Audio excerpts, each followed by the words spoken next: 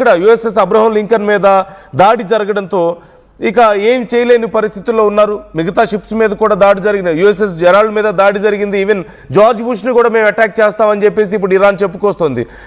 ఇటు యుఎస్కి సంబంధించినటువంటి costliest warships అవన్నీ కూడా ఆన్ అన్ యావరేజ్ ఇప్పుడు జెరాల్డ్ అరౌండ్ 1,10,000 crores ఖర్చు పెట్టి యుఎస్ తయారు చేసుకుంది.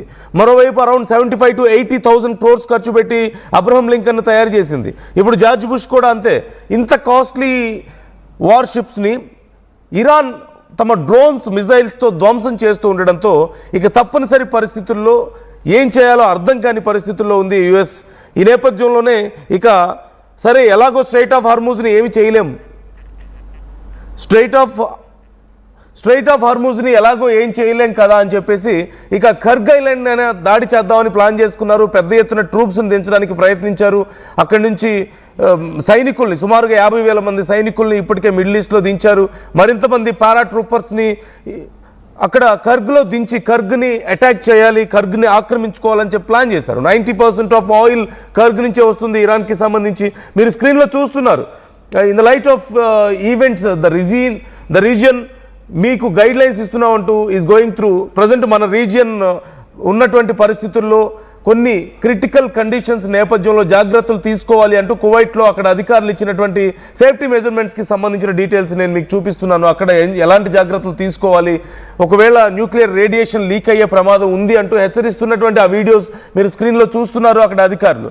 సో మరోవైపు స్ట్రైట్ ఆఫ్ హార్మూజ్ని ఆక్రమించుకోలేక మరోవైపు కర్గ్ ఐలాండ్ని ఆక్రమించుకుందామని ప్రయత్నించారు. కానీ అది కూడా కుదరని పక్షంలో ఇక కీలకమైనటువంటి విద్యుత్ కేంద్రాల మీద దాడులు చేస్తామంటూ ముందుగా అమెరికా హెచ్చరించిన విషయం మనం చూసాం. దానికి తగ్గట్లుగానే ఇప్పుడు ఈ న్యూక్లియర్ పవర్ జనరేట్ చేసేటువంటి ఆ స్టేషన్ మీద దాడులకు పాల్పడుతున్నట్లుగా తెలుస్తోంది. చాలా అతి దగ్గరగా ఈ దాడులు జరిగి అరౌండ్ 350 meters దూరంలో కూడా ఒక బ్లాస్ట్ జరిగినట్లుగా తెలుస్తోంది. అయితే ముందుగానే ఇరాన్ని రష్యా హెచ్చరించడంతో కొద్దిపాటి నష్టంతో అక్కడ బయటపడ్డట్లుగా తెలుస్తుంది. అయితే రేడియేషన్ ఏమీ లీక్ అవ్వలేదు. But I'm just trying to show you ఒక ఇమాజినరీ వీడియోని నేను మీకు చూపించే ప్రయత్నం చేస్తున్నాను. ఒకవేళ ఇరాన్లో కనుక రేడియేషన్ లీక్ అయితే దాని ఇంపాక్ట్ ఎలా ఉంటుంది అనేది నేను మీకు చూపించే ప్రయత్నం చేస్తున్నాను. ఒక్కసారి మీరు చూడొచ్చు మొత్తం గల్ఫ్ దేశాల వైపుకి ఆ రేడియేషన్ ఎలా స్ప్రెడ్ అవుతుంది. ఓవైపు ఇరాన్ని ముంచేయడంతో పాటుగా ఏ స్థాయిలో అది స్ప్రెడ్ అవుతుంది అనేది నేను మీకు చూపించే ప్రయత్నం చేస్తున్నాను. At the intensity of radiation అక్కడ మీకు డిఫరెంట్ కలర్స్లో కూడా రిప్రజెంట్ చేసే ప్రయత్నం మేము చేస్తున్నాం. You can see that red జోన్లో ఉన్నదంతా కూడా ఇంటెన్స్ రేడియేషన్ ఉండేటువంటి ప్రాంతాలు. ఆ తర్వాత అక్కడి నుంచి ఎల్లో, గ్రీన్, బ్లూ కలర్స్ అవంతా కూడా ఇంటెన్సిటీ తగ్గుతూ వస్తుంది. సో క్లియర్గా ఇటు దుబాయ్, కువైట్ ఈ ప్రాంతాల మీద చాలా దగ్గరగా ఉన్నటువంటి ప్రాంతాలు. They are just around 230 kilometers 250 kilometers అవేలో ఉన్నాయి. సో ఖచ్చితంగా రేడియేషన్ లీక్ అయిందంటే మాత్రం ఈ ప్రాంతాల మీద కూడా ఎఫెక్ట్ ఉండే అవకాశం ఉంటుంది. సో ఒకవేళ యుఎస్ నిజంగా పూర్తి స్థాయిలో ఇక్కడ ఉన్నటువంటి న్యూక్లియర్ స్టోర్స్ని కనుక దెబ్బ కొట్టాలని చూసినా, న్యూక్లియర్ పవర్ ప్లాంట్స్ని డిస్ట్రాయ్ చేయాలని చూసినా వాళ్ళ మిత్ర దేశాలకు కూడా అత్యంత తీవ్రమైనటువంటి నష్టం చేసిన పని అవుతుంది. ఇప్పటికే ఈ యుద్ధం కారణంగా వాళ్ళ మిత్ర దేశాలకి ఎంత భారీ నష్టం జరిగిందో చూసాం. లక్షల కోట్ల సంపద ఆవిరైపోయింది. సో మరొకసారి ఒకవేళ ఇలాంటి పని చేస్తే మరింత తీవ్ర నష్టం జరిగే అవకాశం ఉంటుంది. అండ్ ఇప్పటికే మరోవైపు రష్యా సైతం హెచ్చరికలు జారీ చేసింది. కాస్త జాగ్రత్తగా ఉండండి, ఇష్టం వచ్చినట్లు దాడులు చేస్తామంటే మేము ఊరుకోమంటూ హెచ్చరికలు జారీ చేయడాన్ని మనం చూస్తున్నాం. సో ఏ క్షణంలో అయినా సరే మరింత దాడుల తీవ్రతను పెంచేందుకు ఇజ్రాయెల్ అండ్ అమెరికా సిద్ధమవుతున్నటువంటి పరిస్థితి కనపడుతుంది. ఓవైపు పాకిస్తాన్ లాంటి ఉగ్రవాద దేశాలను కూర్చోబెట్టి శాంతి చర్చలకు పిలుపునివ్వడం అనేది ఒక హాస్యాస్పదమైనటువంటి పరిస్థితే. కానీ Pakistan is ready, we are ready, Islamabad is ready for peace talks అని చెప్పి మాట్లాడుతుంది.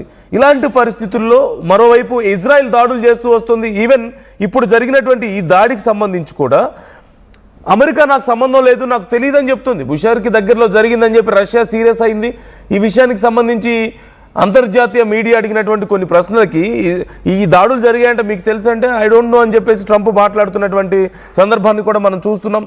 సో ఒకవేళ బుషర్ లో ఉన్నటువంటి రేడియేషన్ లీక్ అయితే ఎలా స్ప్రెడ్ అవుతుంది, ఏ ప్రాంతాల మీద ఇంపాక్ట్ ఉంటుంది అనేది మీరు చూడొచ్చు.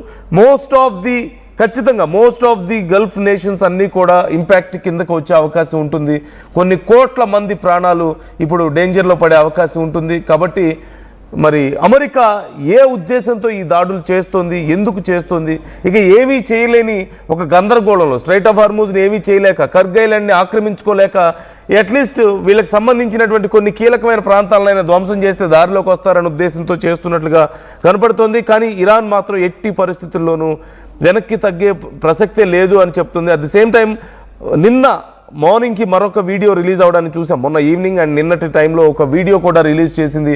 We are going to take revenge for all of them అంటూ నేటివ్ అమెరికన్స్ దగ్గర నుంచి మొదలు పెడితే ఇప్పుడు ఎప్స్టీన్ ఐలాండ్ వరకు అమెరికా చేసినటువంటి అకృత్యాలకు మేము దాడులు చేస్తున్నామంటూ స్టాచ్యూ ఆఫ్ లిబర్టీ మీద దాడి జరుగుతున్నట్లుగా ఒక వీడియోని రిలీజ్ చేసింది. బట్ స్టాచ్యూ ఆఫ్ లిబర్టీకి బాల్ ఫేస్ని పెట్టింది. ఆ ఫేస్ని పెట్టి ఇది అమెరికా అంటే, అమెరికా అనేది ఒక నెగిటివ్ ఫోర్స్ గాను, ఒక రాక్షస తత్వం కలిగినటువంటి వ్యక్తులుగాను చూపిస్తూ అక్కడ దాడులు చేస్తున్నట్టుగా, వాళ్ళ మిజైల్ వెళ్ళి దాడులు చేస్తున్నట్లుగా ఒక వీడియోని కూడా రిలీజ్ చేయడాన్ని మనం చూసాం.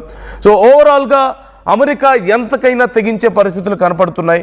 తన పంతాన్ని నెగ్గించుకోవడానికి ఓ పక్క యుద్ధం గెలిచామని చెప్తున్నాడు, ఇంకో పక్క పీస్ టాక్స్ అని చెప్తున్నాడు, దానికేమో ఉగ్రవాద దేశం పాకిస్తాన్ని ఇన్వైట్ చేస్తున్నటువంటి పరిస్థితి ట్రంప్, ఇంకో పక్క ఇజ్రాయెల్ అండ్ అమెరికా కలిసి వరుసగా దాడులు చేస్తూనే ఉన్నాయి వాళ్ళ కీలక ప్రాంతాల మీద.